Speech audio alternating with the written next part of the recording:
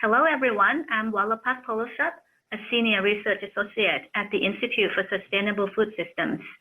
With me today are Anjali De La Rosa and Eric Wishing, two of our research team members. They will be presenting the findings from our study on farm-to-restaurant survey and best practices in the township of Langley. Before we begin, I would like to recognize the unceded traditional and ancestral lands of the Kwantlen, Musqueam, Katzie, Samiamu, Sawasan, Kikite, and Quiquitlam people, the land on which our university operates. I would also like to acknowledge that the funding for this study came from the Kwantlen Polytechnic University through the Creative Capital Grant, the grant which supports student-led research. As for the background, the Farm to Restaurant study was part of the Township of Langley Food System project. The project was supported by the Township of Langley, and the goals were to identify the township's food self-reliance status, food production capacity, and ways in which the township can support its local food economy. To present information on the nature of the local food demand, we selected the food service sector as a case study because we believe that local restaurants and cafes are great potential markets for locally grown food. And they can also play an important role in developing a vibrant local food culture by communicating the stories of that food from producers to consumers. So now I'll hand over the floor to Anjali and Eric and let them tell you more about the study. Thanks, Wallapak. I'll start with the three research questions that we wanted to answer in our study. First, we wanted to know, do restaurants buy local food? If not, why not? And what are the products that they want to buy? Next, we wanted to know if farmers sell to local restaurants. Why or why not? And what does it take for a small farm business to thrive? Finally, what are the best practices that can overcome barriers and ensure long-term relationships between farmers and restaurants? How could we best encourage this farm-to-restaurant marketing channel? In terms of the study methods, we conducted a number of interviews with food businesses and farmers in the spring of 2018. We looked at the list of food businesses from the Township of Langley's business directory, and we excluded all chain restaurants and fast food restaurants, as we assumed that those businesses would be less likely to purchase direct from local farmers. We contacted 90 of those businesses and interviewed 55. We also compiled a list of Langley Township farms from various sources on the internet, including the Township directory. We focused on contacting small lot farming operations and ended up having short interviews with a total of 20 farmers or farm businesses. Finally, we also conducted in-depth interviews with 4 restaurants and 4 farms. The restaurants we interviewed had experience buying directly from farms, and the farms we interviewed had experience selling their products directly to restaurants. I'll go over the key findings from our interviews with restaurants. First, we heard that restaurants source from multiple suppliers rather than having a single source. The top 3 places where restaurants source their ingredients were wholesalers, farmers, and grocery stores. Next, we found that fresh vegetables like lettuce, salad ingredients, and root vegetables are what restaurants said they buy the most of. One chef who uses a lot of local ingredients said that they use the cheaper imported vegetables for bulk ingredients like onions that are used to make soup stock, whereas for the local produce, they would try to showcase those items on their menu. And in the case of meat, we didn't hear as much from the restaurants about directly sourced meat. Buying meat direct from small-scale local farmers, it just isn't possible for restaurants because of regulations. One chef said that they're frustrated that they could buy local chickens raised humanely on a small farm and slaughtered on site, but they can only have them for personal use. They can't serve those chickens for sale at the restaurant.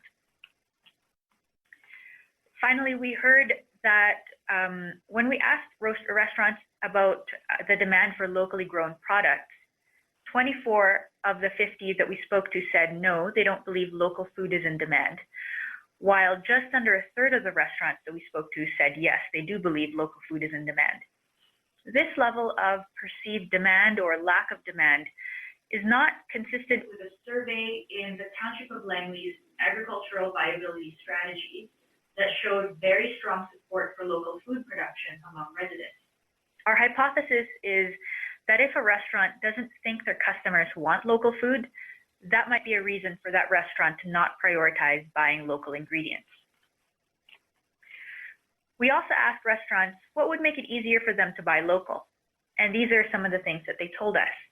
We heard about convenience. So some of them want to buy everything that they need from one spot, and others need frequent deliveries because of limited fridge space. So convenience from their suppliers is something that is really important to them. Some said that price can be a barrier, and so they would be looking for competitive prices. We heard from the larger operations that they need higher volumes of products. Better availability would also be attractive, and some said that local products are not always available year-round. Others talked about how local products are not always available at retail or grocery stores, and they would want better distribution or, again, better availability. And we also had one or two comments about things like better quality and better advertising. Now I'll pass it on to Eric from Farmers. Thank you, Anjali. We asked small lot farms about the demand for local produce in Langley, what marketing channels they were utilizing, and which they preferred. The direct-to-consumer sales channels that were most utilized were restaurants, farm gate, farmers markets, and vegetable subscription programs, also known as CSA programs. The items with the highest demand were salad greens, lettuce, and carrots. Half of the farms we spoke with reported selling less than 30% of their products within the township. There was a common sentiment among growers that the demand for local food was not strong enough in Langley alone to support them, so they branched out into other parts of the region. We spoke with a few farms that were less than 2 acres in size, and interestingly, these very small farms reported an ability to sell more than 50% of their products within the township. And finally, a majority of farms that we spoke with sold their products to restaurants, although many regarded restaurants as their least favorite clients. We also asked farms what would make it easier for them to do business with restaurants. Knowing which restaurants wanted what vegetables and in what quantities was often a challenge for growers to juggle in addition to their responsibilities on the farm. Having systems to more efficiently manage and organize all of these moving parts is critical. The best restaurant clients had a chef or contact the grower dealt with who was keen to maintain a mutual relationship. The consistency of orders was often unpredictable. If farms knew what restaurants wanted in advance, they could grow target quantities of certain crops with a restaurant or group of restaurants in mind. Timely payment was also an issue for many farms. They expressed frustration about the amount of effort required to actually get payment from some of the restaurants they worked with. Now we'll speak about the best practices that we learned from our interviews with the farmers and restaurants who have used farm-to-restaurant direct marketing. So we're going to talk about the 5 C's. The first best practice is communication and relationship building. There are several ways to create that first connection. Cold calling can help both chefs and farmers to find potential business partners. Winter is a good time to reach out to farmers. This is when they are planning for the season. Another way to seek out new connections is to ask for referrals from people in your network. Whether you're looking for a chef or a farmer, you could ask your connections about the kind of product or business relationship that you're seeking. Some of the relationships that we heard about from our interviews came from these kinds of referrals. Finally, networking events are also a good example of a platform where chefs and farmers can meet. Once a connection is made, both parties have to establish ways to communicate as well as the frequency of communication. We heard that texting, phone calls, and email are all commonly used. Some growers even use software programs to update chefs and take orders more efficiently. The most successful farm-to-restaurant partnerships had effective and efficient methods of communication backed up by strong mutual relationships. Chefs and growers stayed motivated to work together and understand one another when they shared values in relation to the food they were dealing with. Learning about and understanding each other's challenges allowed them to find compromises and continue investing energy into the relationship. The next best practice is consistency of logistics. We touched on this a little bit in the last slide. It's important to agree on things like timelines and be on the same page about when orders, deliveries, and payments are due. Farmers could offer a product list or a fresh sheet to communicate what you have to offer and how much. Update that regularly, maybe on a weekly basis, and clarify how much of each product is available and how long it will be available for. Consistency helps farms plan their crops and labor more efficiently overall. Anything that can be done to standardize workflow, such as a purchasing agreement with a restaurant or advanced crop planning, will help farms allocate their resources appropriately and avoid waste. The third best practice is to concentrate on seasonal and specialty varieties. For restaurants, dealing with small-scale farmers can be challenging because they may not be able to provide the volume or the type of products on a consistent basis to support menu planning. And so it might make it less feasible to source locally for those high-volume menu items like vegetables for soup stock. However, if farmers and chefs get together and discuss desirable crops in the off-season, they can agree which specific items they have a mutual interest in. This way, farmers can plan their crops with a reliable market in mind, and chefs will know what's coming and build menus in advance. There are a handful of restaurants and farmers in the township who are operating on this type of in-depth level. The next best practice is for restaurants and chefs to get creative with sourcing and menu planning. We heard that locally focused menus that highlight local food really cater to customers who are willing to pay more for food with a story or a connection to the community. And so the close relationship that you as a restaurant can have with the farmer is an asset.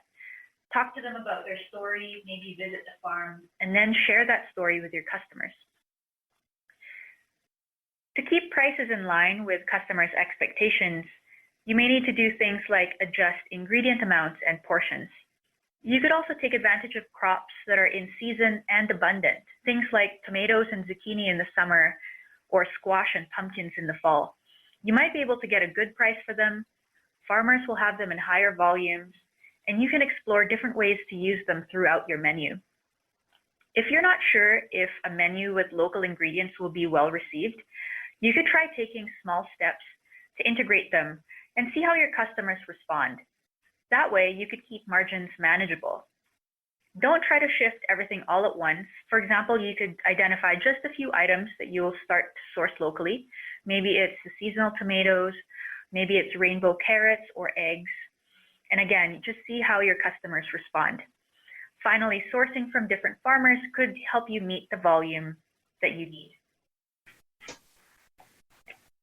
Our final set of best practices relates to farm business modeling. It became obvious to us that chefs have variable needs, whether it's frequency and time of delivery, quantities of different produce items, or a specific level of processing.